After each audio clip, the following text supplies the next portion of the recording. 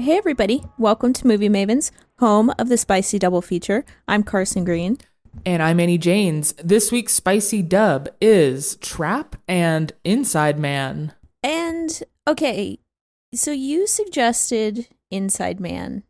I Annie, did. I'm curious what makes this dub spicy? Both of our plot centers around a bad guy being trapped in a situation that is like seemingly impossible to get out of. And we watch both of them get out of it. I think one does a better job than the other, personally. So Yeah. after watching Trap, I wanted to watch like a good movie. And when Inside Out came out, I watched that movie like a lot. Inside Man, not Inside Out. That would be a funny double feature. Inside Out, Inside Trap Man. and Inside Out. Oh, and Inside Out. Let's begin, shall we? Let's start with some trippity trap.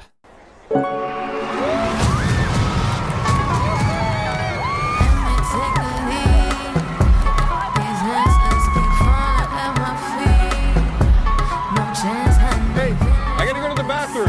I can leave you here in the seat. I'm good, Dad.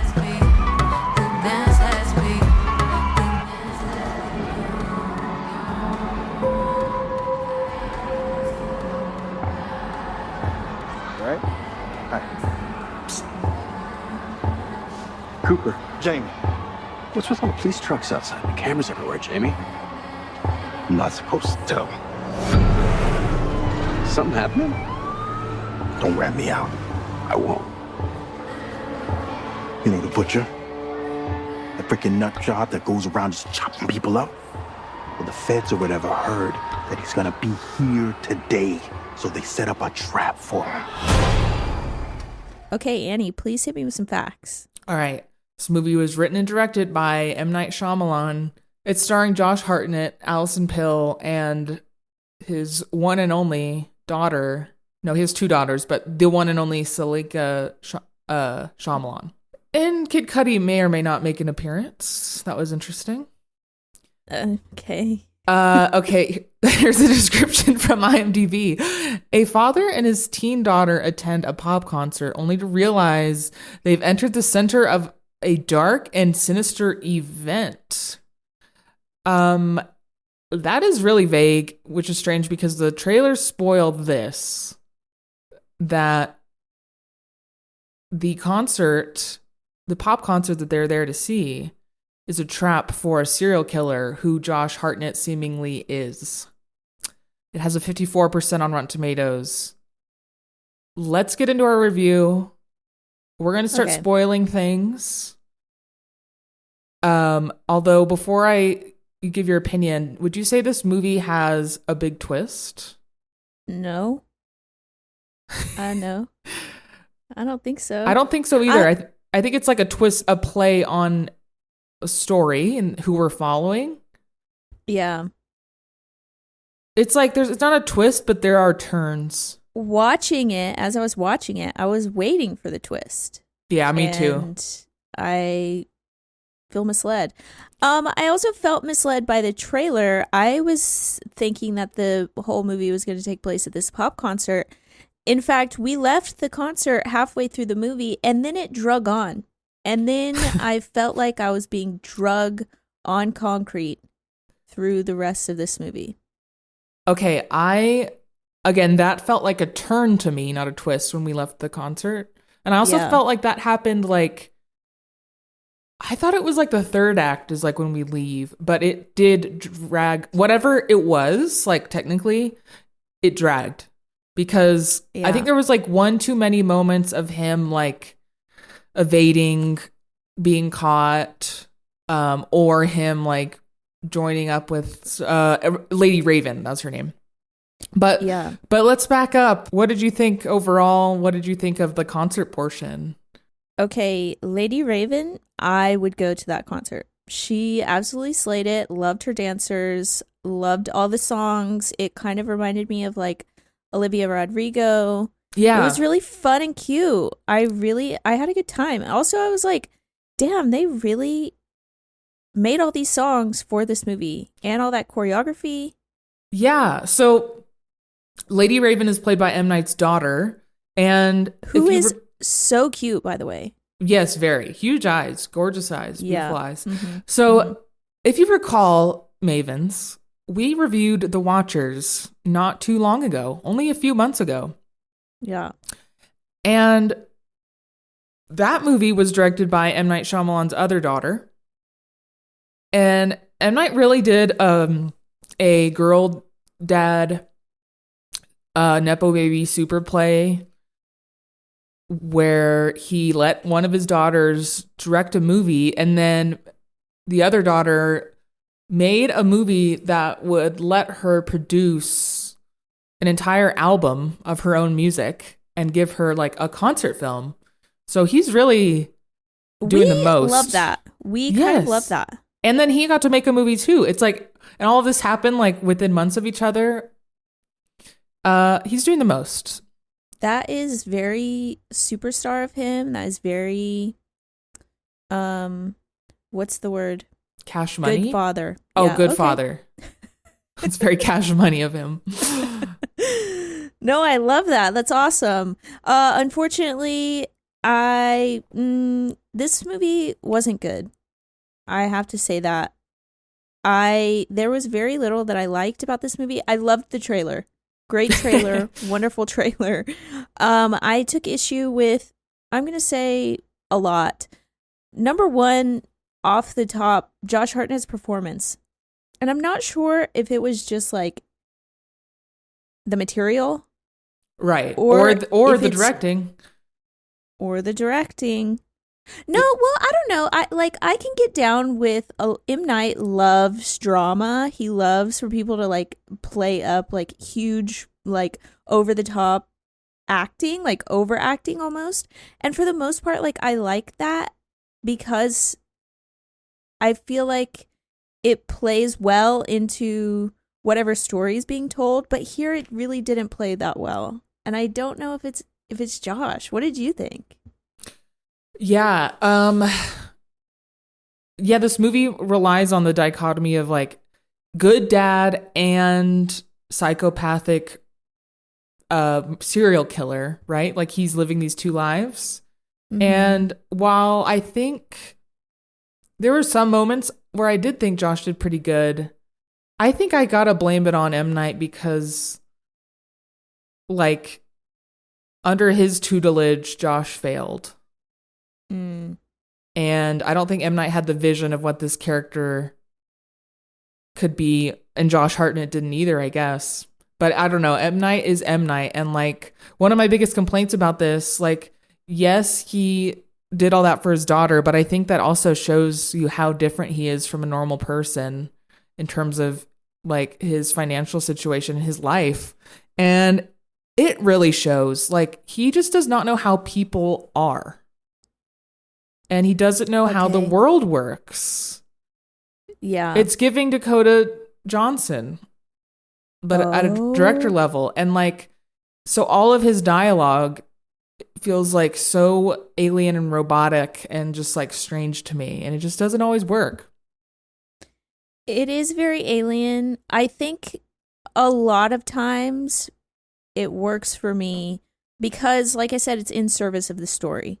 Yeah. But the story I don't think that there was enough there. I think you're right. I think he didn't have a really clear vision of what this was supposed to be.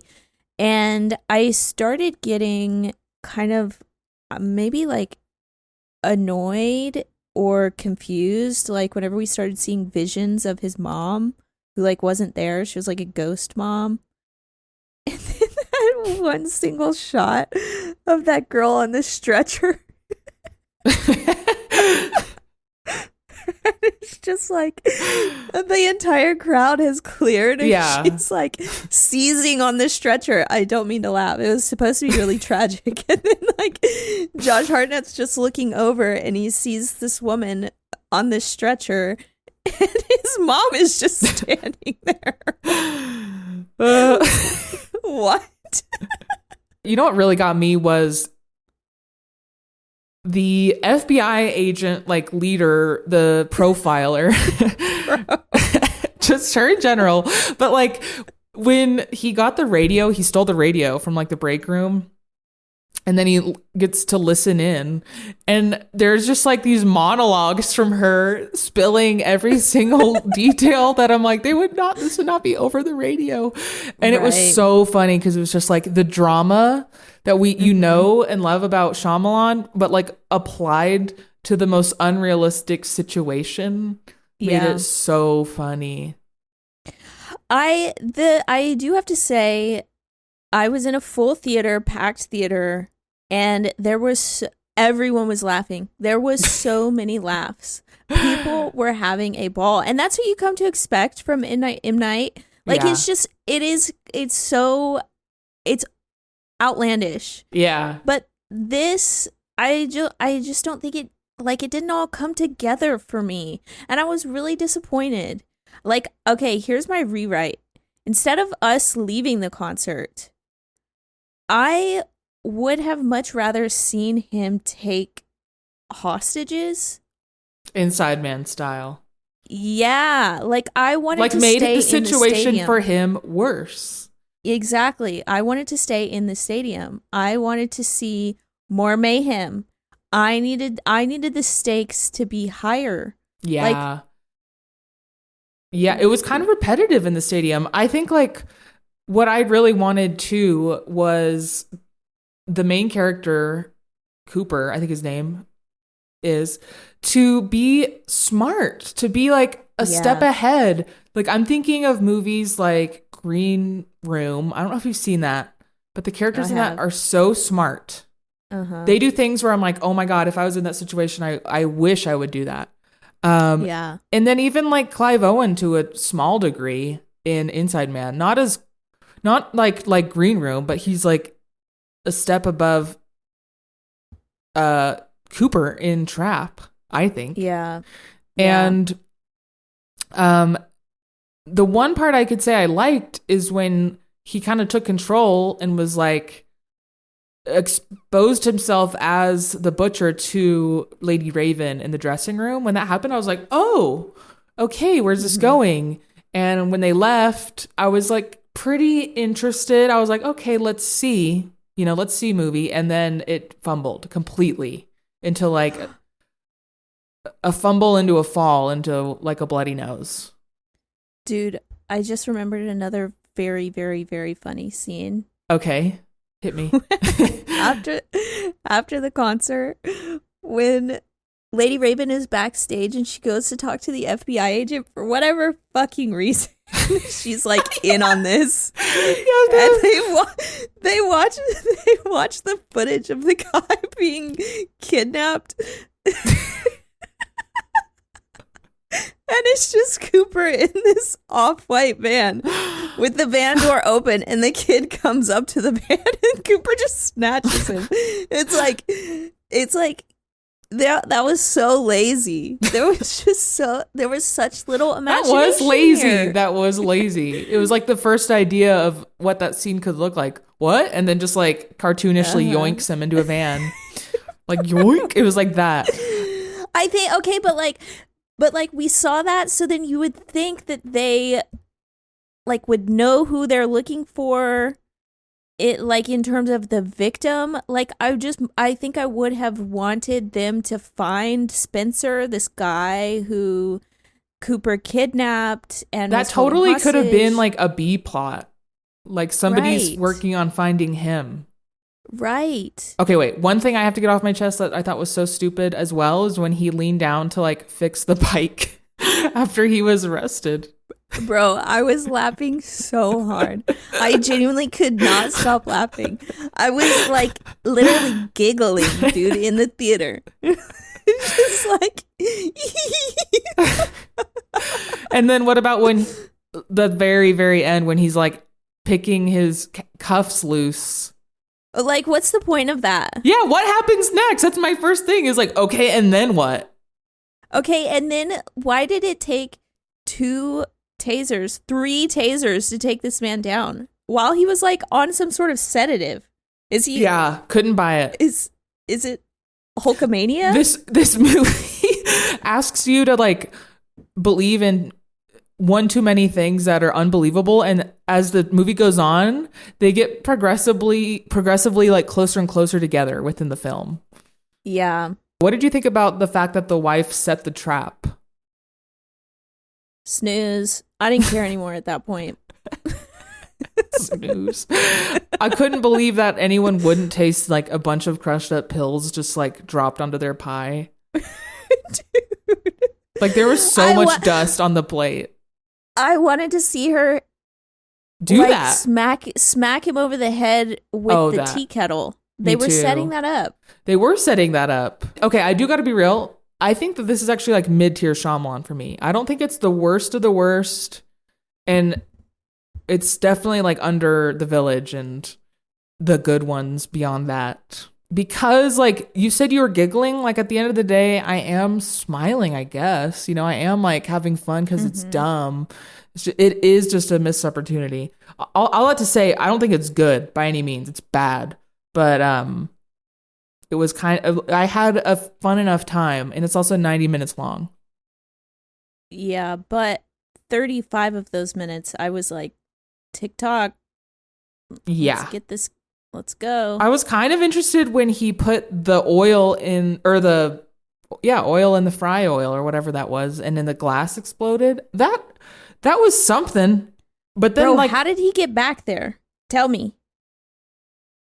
I don't remember. Yeah, we don't see it. Also, like, it's extremely busy. Everyone's wearing a uniform but him. Yeah. And everyone's looking for a man that fits his description, of which there are only so many because it's literally like an Olivia Rodrigo concert. So he, like, it's weird. Like, some moments he's really scared and some moments he's really confident. And I, like, it was kind of using them at random. It's giving plot holes, unfortunately, like big, fat, gaping ones.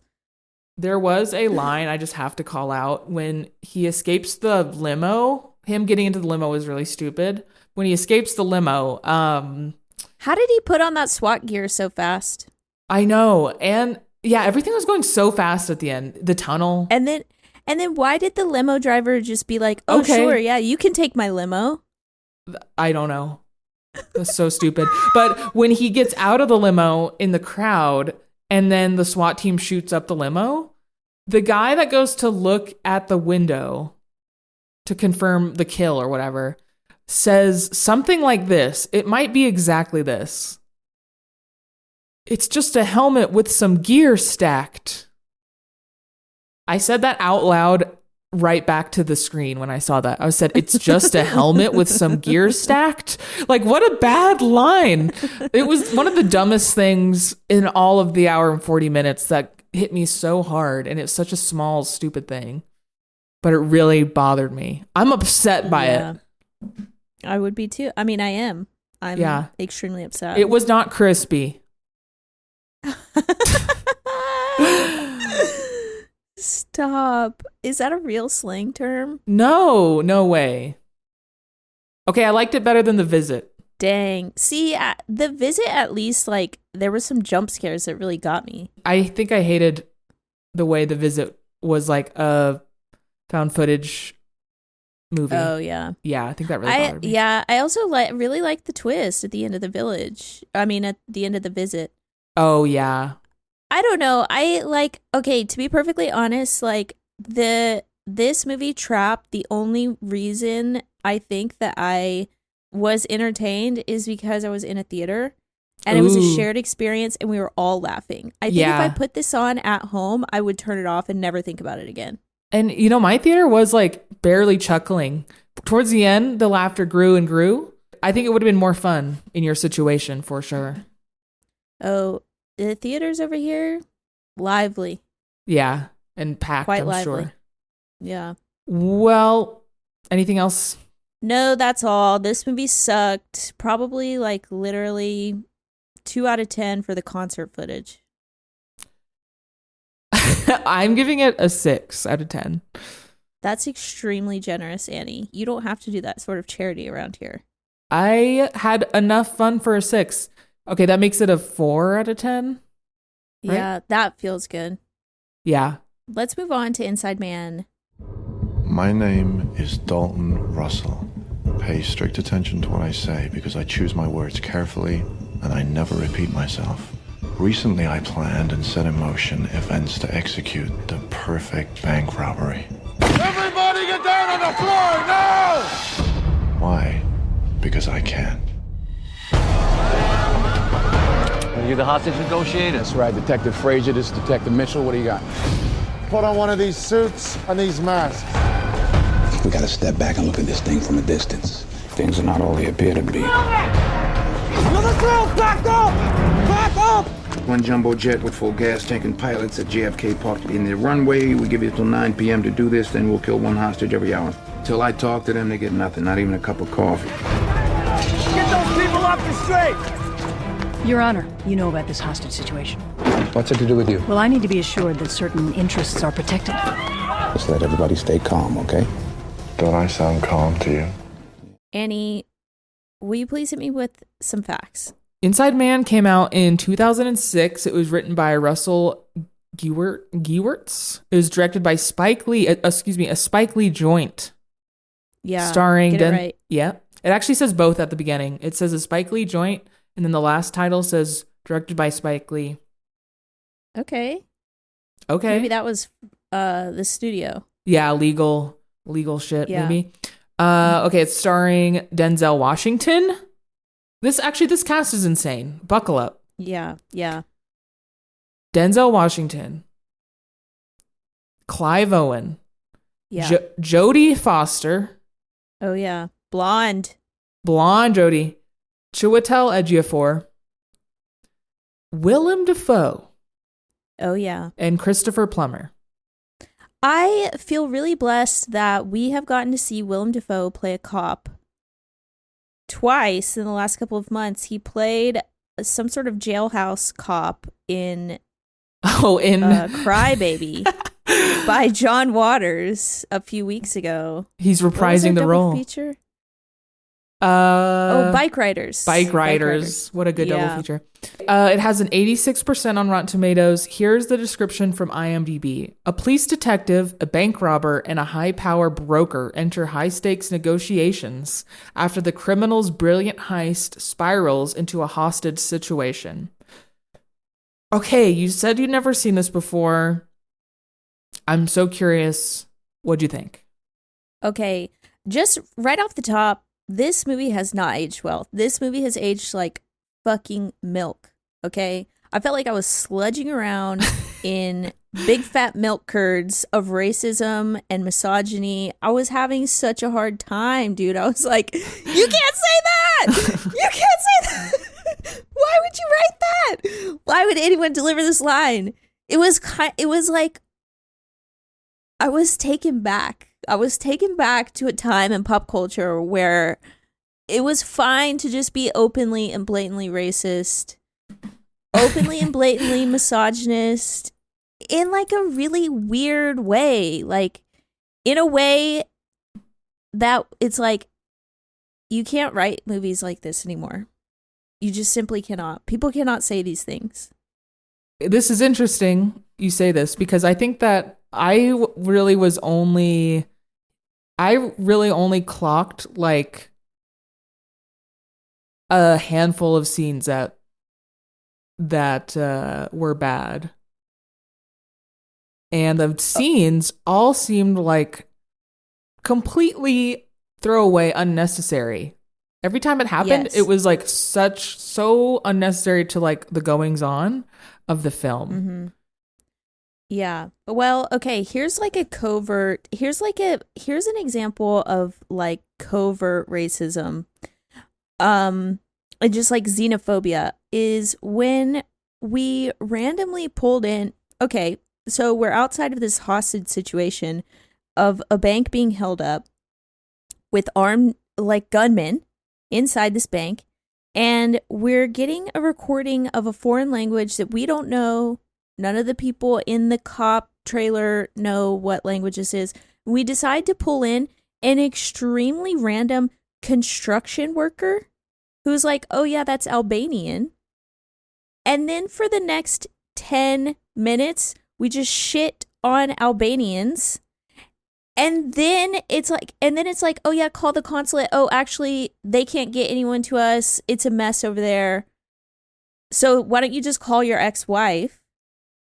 And he's like, no, she's insane. She's crazy.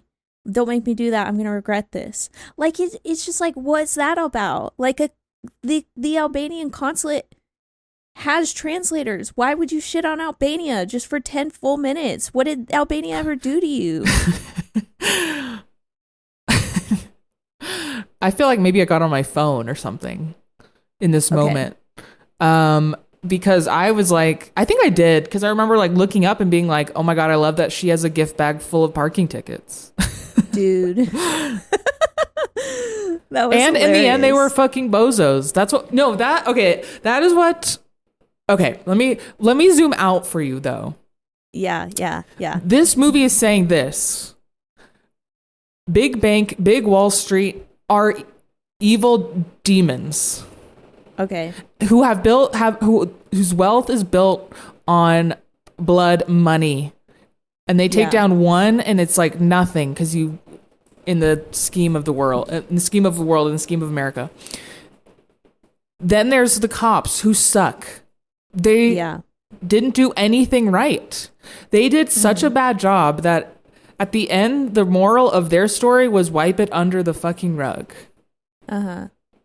Although they did get the big baddie, but why? Not because they did anything right, because the robbers are the moral ones in the story, doing all of this because of a good versus evil plot. So zooming out, that's what I feel like this movie is saying. And then zooming back in with that in mind, in the plot, they thought that they were, the cops thought that they were trying to do a normal hostage situation, and the Clive Owen was trying to stall them. So they were so stupid. That's how long it took them to figure out the Albanian thing. Not to say that forgives any of that, but with both in mind, it's partially intentional. I hear you. I think with that in mind, obviously Denzel Washington is the star of this movie, and it's obvious that like the structure of how much time we spent with Denzel versus how much time we spent with Clive Owen is obviously going to be skewed because he is the star of the movie. But I would have much rather spent more time inside the bank with Clive Owen. I agree. With what you're pointing out specifically. I agree. Mind. Because it's like, yeah, he's doing fucking shoddy police work. And then they have him dressed up like they have him dressed up like a gangster, or like he's like wearing this fedora. He looks like a pimp. Like, what's going on? Spike Lee is a fashionista. Spike Lee, answer for your crimes against Denzel Washington. Against Denzel. I totally agree, though. I think it would have been fun to be on Clive's side because he seemed like a man ahead, one step ahead, which I love that cat and mouse, but it is more fun to be the one step ahead, aka with Leonardo DiCaprio, than it is to be with Tom Hanks. Right? Isn't it? I think it was in my memory. I think that this movie also had turns, maybe not twists, although I remember when I was younger thinking like the Clive Owen inside the wall was a twist. I would say so. Okay, so even beats M. Night at that. But the turns this movie takes, I think, are really fun and original. Like, when they throw out a hostage, like that already, I was like, oh, this is interesting. I did like as their plan. And then Denzel realizing they're getting they were bugged for like a long time. And then how the movie would reveal who the other criminals are, like slowly over the course of the film. And then at the end, there's also like a twist of who was involved, even with the side characters. That was kind of fun. Yeah. No, that was fun. Although I don't feel like that was pieced together. It was like hand stitched together, you know, like especially at like the end monologue with Clive Owen, like kind of explaining the why, I guess, is, or like, yeah, maybe the why, right? Because he goes through like the who, the how, the what, and then he's explaining at the end the why. I didn't feel like that kind of felt just like tacked on a little bit. And then, I don't think I really understood. So it's like the Jewish guy like hired Clive Owen I did not to. pick up on that. How were those two people related? Like, why did he get in the car with the Jewish he was guy one of at the end? bad guys the whole time. Like he was one of the painter guys with like fake AK-47s. And that was like a twist. Like we slowly learn who they like. We knew who the woman was. Then we learned, and then we eventually see one of the white guys, and then we see the other white guy, and that was fun because we then realized, oh, the guy that made a scene at one point and was like taking his mask off, and then got like dragged away was one of the bad guys. Yeah, and then we never knew the Jewish guy was a bad guy because we see all of like the interrogations. Mm-hmm. And then at the end, I think it was just supposed to be a twist. Like, oh, he was one of them too. Dude, speaking of the interrogations, why did they look like that? It looks like that because it was 2006 and that was an extremely popular cinematography style of the time. Like overbloomed, even video games looked like that, which is crazy. Dude, it looked like they put Vaseline on the lens. Yeah. It's super, all the light is really bloomy and like smudgy. And everything's glowing. Everything's either too light or too dark. Yeah. And I think they did that to obscure the faces on the photos. Yeah. So that when you were like watching at the beginning, you don't realize that Clive Owen isn't in there because it's a twist that he never got out. And then to obscure the faces of the other people working, so you like slowly learn that when they want you to. And like they could have done that a million different ways, but it also was just hugely popular at the time to look like that. How interesting. I know. Also aged just kind of poorly. Unfortunately, dude. What about the opening title sequence? That also felt like old school. Just the way that the words would come on screen like a safe lock. And the music is also was Indian music, which had nothing to do with anything. What was that about? Dude, and then there was a couple of times where Clive Owen was putting on this weird fake accent that I couldn't quite place. Yeah, he was trying to hide his voice. Oh, okay. Which makes sense. Okay, I did love though, like when he gets out and then how he like slips a diamond into Denzel's pocket. Yeah, I like that too. It's giving Master Criminal. Yes, it is. Okay, I want to talk about Jodie Foster. Oh, yes. She is a bad bitch. It literally doesn't matter like what role she's in. She's on screen, I'm glued. I'm locked the fuck in. Yeah. And I love the way that her character is written to just be it doesn't matter who she's speaking to. She is the one holding all of the power. Every single ounce of power that is in the room with her and whoever it is that she's speaking to, Denzel included. She's holding all of the power. Except that was with Clive. Didn't he he had the power over her? And that was interesting. Okay, that was interesting. But that's how Master Criminal he was. Because that was also... Yeah. She came in like, hey, I know of a thing I need to do. And he's like, is it this? Like he already knew, like he was there for that the whole time. Like he knew more than her in that moment. But that was cool to show, oh, this guy's a master criminal, because she was literally the baddest bitch. And then the final like scene in the barbershop, that was so awesome. Dude. Okay. But I think like, what if that was her play though? To just go in and be like, hey, Mr. Gunman. It could have been from the beginning. Dude, I absolutely... Except then when Denzel pulls the pen on her. What do you mean? Okay, I don't remember. Okay, so at the end, Denzel, whenever he's wearing the gangster suit, like a really really light tan suit, but he matches the building, and I think that was the intention there. So he goes up to Jodie Foster and he has like a recorded conversation with her. Oh right. And he had it on a pen because if you remember earlier when they were discovering the bugged device, the cop was like, right, I can get one in a pen online or whatever. So in that moment, he like outplayed them, which was satisfying because she was such a bad bitch. That's why why it wraps up really well is just like, I just feel like, woo. Yeah, but even then, like he pulled out the pen and he's replaying her that conversation and she's like, yeah, what are you going to do with that? I just saved your career, dude. Like, what are you gonna do? You're gonna blackmail me now? Yes. Even faced with that, she's so calm and collected. You're right. She just exhibits full control no matter what. No matter what. I remember after this, like every scene with her, I was like mentally taking notes. Like, yeah, okay. You can like just be that bitch. Just be that bitch. Yeah, dude.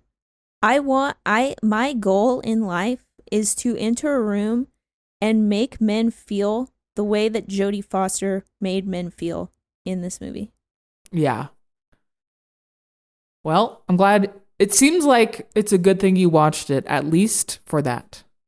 True. No, truly and honestly. Dude, I wanted to like this movie, okay? I love this cast. Obviously, I love Denzel. Stan, anything he does. I mean, granted, I didn't love this movie, but I loved him in it. Yeah. Love Jodie Foster, obviously. Love Clive Owen, obviously. Where is he? What's he doing? I don't know. Where's he been? Clive, we need to ring him. Clive. Clive. We've got a new project for you. Ever heard of M. Night Shyamalan?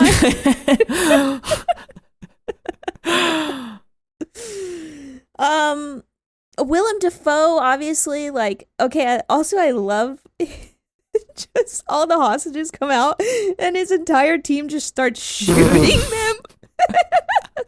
And he's screaming, ceasefire, nobody's stopping. Nobody's listening. So accurate. That was goofy. Anyway, I love this cast. Unfortunately, it was a little bit too 2006 for me to be like, okay.